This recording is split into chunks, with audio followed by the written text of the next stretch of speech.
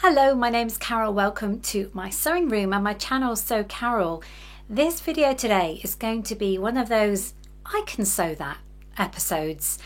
So I've been sewing all my life. I'm not particularly good, I'm not particularly expert, I just love sewing, and sometimes I love trying to recreate things that I've seen in the shop.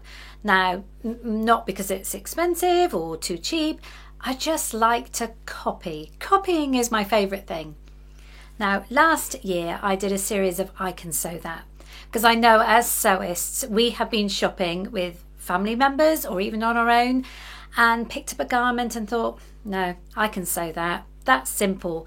And they haven't used the right type of fabric, and look at that seam's wonky, and oh, it doesn't fit quite right, and yeah, we've all been there, haven't we? So last year I did a series of that. Now, I'm on Facebook and I'm on Instagram, and you get bombarded with shopping channels. So a few of the ones I did last year were a pair of trousers, a comfy pair of trousers. I did a pinafore, I did a skirt. I had a great time. I did an embellished top. It was fantastic. I'll put the link to that series at the end. But there was one last year that I didn't do. It was very summery, so I thought I would save it till this year.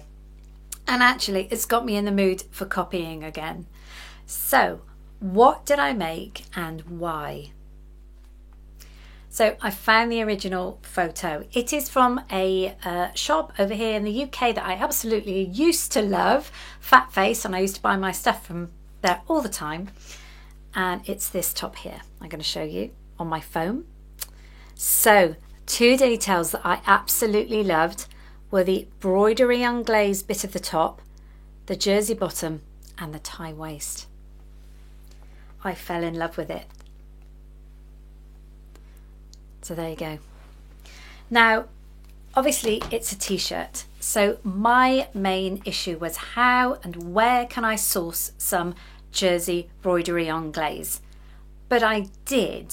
Now, I can't remember where it's from. Well, so before this video goes out, I will have a look through all my emails and try and find out where it was, because it was a long time last year. This is it. I only ordered 1/2 metre of it. It's the softest jersey broidery unglaze. It was absolutely perfect. Now, of course, it's white, so I had to get some fabric to go with it. And we all know what whites are like, don't we? No white is ever the same, but it wasn't bad at all. Now, I decided to get a viscose jersey because, judging by that photo, it had to be drapey, and if you'd have like a stiff jersey, that tie would have just stuck out, wouldn't it? So I wanted it to drop down.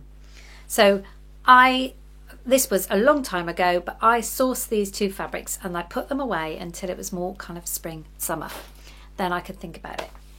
Now, I am wearing today New Look, this one, New Look 6216. You know, if you've watched my channel a long time, you know this is probably my out and out favourite pattern, because this t-shirt here with grown on sleeves, you can play around to your heart's content and turn it to anything you want. I'm actually wearing one I made a long time ago. Now, this is an animal print, and that's not normally me, but it is a favourite of mine. It was a viscose jersey linen. It was like a linen mix, and it was beautiful. But this was the basis that I know I could work with to make that t-shirt, because as you can see, it's got the grown on sleeves. It's got that little band detail there on the sleeve, exactly the same as this. So I had my pattern and I had my fabric. What did I do about the tie? That was my problem. Now, I went through all my patterns and I did have some tie front patterns, but they all seem to have the seam down the middle. They were all for woven fabrics, but they all have the seam. Now, when I've been doing this series, I like to, wherever possible, use the patterns that I have and recreate it from that. And I know quite often a lot of people suggest the pattern that I could have used, but if I haven't got it, then I feel it's cheating, because for me, it's all about creating.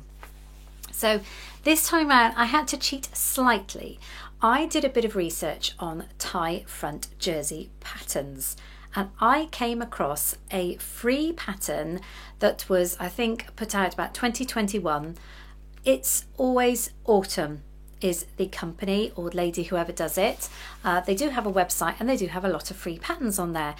It might be that you've come across them before. I certainly hadn't. But looking at that pattern, that was exactly what I wanted. But me being me, didn't want to download the pattern. I still wanted to go ahead with my New Look 616. All I needed was that tie shape. Now, in the description box down below, I will put a link to that pattern, because if you want to make a tie t-shirt, it's absolutely brilliant. And they've got lots of really good patterns on their website. But all I did was just download the free part of the pattern that included the tie. That's all I needed. I just needed the shape. So obviously cut to high tie, and it was perfect. It was exactly the right length. So I didn't have to print out the whole thing. I just chose the page with that tie. And if you want to do something similar, I suggest that's what you do. Right, so now to my pattern pieces. Obviously, this is a full front, no split here. I have split this pattern before. I couldn't find the pieces, but all I did was cut it.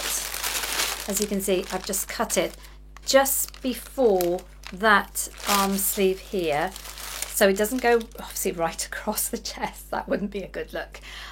Slightly above. So I did that on the back and the front, and then we had to create this scoop out the front. Now I did this just purely by kind of eyesight. All I did was got that there, and obviously you can see my 1 centimetre seam allowance. I just drew a line where it was going to be and then had that there, and you can see it matches.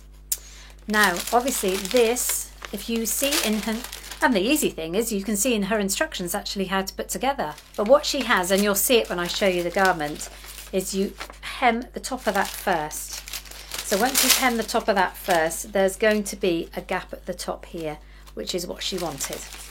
So that is all I would say to do. If you want to do it, you can just print that bit off, or if you can make it easy on yourself and print the whole t-shirt and then match that onto there. So all cut out, all printed, all put together. I have to say, I think this t-shirt is going to be the one I wear the most this year. And I am going to go on and create a lot more of this style t-shirt. Oh my goodness, I am just in love with this t-shirt, I have to say. Now, if you look back at the original photo, they had a line of like that crochet lacing between the two pieces. I couldn't find anything like that at all, and even if I did, the whites probably wouldn't have matched. Do you know, I even got out my crochet hook and tried to crochet a piece that I could sew between the two, but I thought, come on, stop being silly, it'll be fine. And actual fact, obviously I have this seam here, which is the serged seam, the overlocked seam underneath, but actually I think that works even just as the seam. So what do you think? Now this, as you can see here, about the width of this band here is normally about 1 inch, but as I have done on a couple of tops that I've done on the New Look, I've folded up in half, and to recreate exactly, that's what I did, just the normal band, and folded it in half and just done a couple of stitches here and there to hold it. But this tie, I love it. The weight of this fabric is just beautiful. So it is really, really easy to put together. I've used my cover stitch machine just to secure this bit here, but thread. So you sew that, and then you sew it to this bit here. Can you see that gap I was talking about earlier? That kind of makes it easier to bring in, doesn't it, rather than bunch it up here. And then you just cover stitch or finish the t-shirt however you want along the bottom as normal. And you got these two pieces here. Now, of course, you can make them longer, whatever you wanted, but actually that worked kind of really well. So obviously the back is the same, just I love it. I absolutely love it. It is the copy. It is exactly what I wanted. I'm finding as I get older that having some kind of tie detail in the centre really works for me and kind of cinches it in and just makes it a bit more flattering than, say, a t-shirt just hanging out. Just having that bit of a knot, sort of a bit of focus, a bit of detail.